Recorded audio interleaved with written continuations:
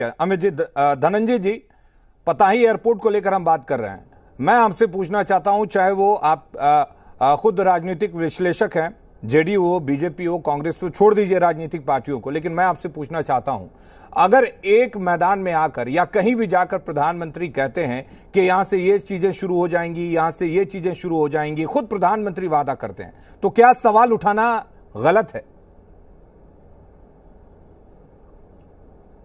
देखिए, सवाल उठाना तो जायज है और यह साफ साफ प्रमाण के तौर पर दिख रहा है कि 2014 में प्रधानमंत्री जी ने एक वादा किया, 2019 में किया और अब 2024 आ गया।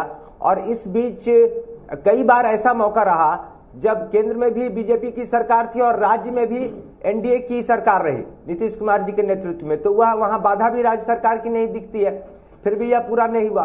तो अलग अलग भाजपा या प्रधानमंत्री या अन्य पार्टियों का भी अगर आप देखें, चुनाव के समय सभी पार्टियां अपनी अपनी सुविधा के अनुसार आम जनता को ऐसे प्रलोभन दे देती है कि जनता उस समय कुछ दिनों के लिए रिझ जाए और वोट दे दे।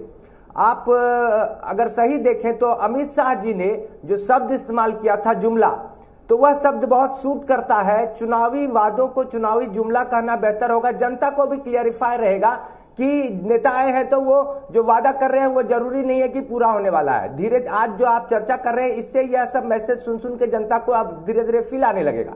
आप देखिए कि कई वादे प्रधानमंत्री जी के आप देखेंगे बराबर सवाल उठते हैं, 15 लाख पर बराबर सवाल उठते हैं, 2 करोड़ प्रति वर्ष नौकरी पर, तो कई वादे पूरे नहीं हुए। ये छोटे छोटे भी ऐसे बहुत सारे वादे हैं।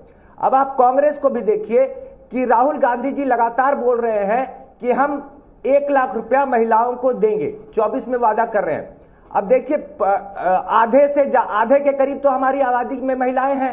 अब 125 करोड़ देश की आबादी, 140 करोड़ देश की आबादी, आप 50 करोड़ ही महिला को लीजिए, 50 करोड़ महिला को 1 लाख रुपया प्रति वर्ष देने में 50 लाख करोड़ रुपए लगेंगे। हमारे देश का पूरा बजट 50 करोड़ रुपए से नीचे है, तो यह कैसे होगा यह पता नहीं, लेकिन चुनाव के समय वादा कर दिया गया।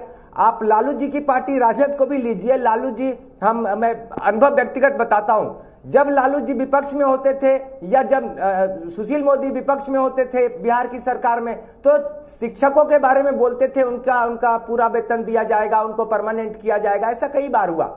और उसके बाद जब वही सरकार में चले जाते थे तो इस चीज को भूल जाते थे। तो जब विपक्ष में कोई रहते हैं तब भी और सत्ता पक्ष में भी कोई रहते हैं तब भी, जब चुनाव आता है तो ऐसी चीजें आपको देखने को मिलेगी, जो वादे होते हैं वो पूरे नहीं होते हैं। जबकि मुख्यमंत्री और प्रधानमंत्री जैसे लोग जब वादे करते हैं, तो यानी कि माना जाए कि ये भी एक चुनावी वादा था जो हो सकता है कि आगे आने वाले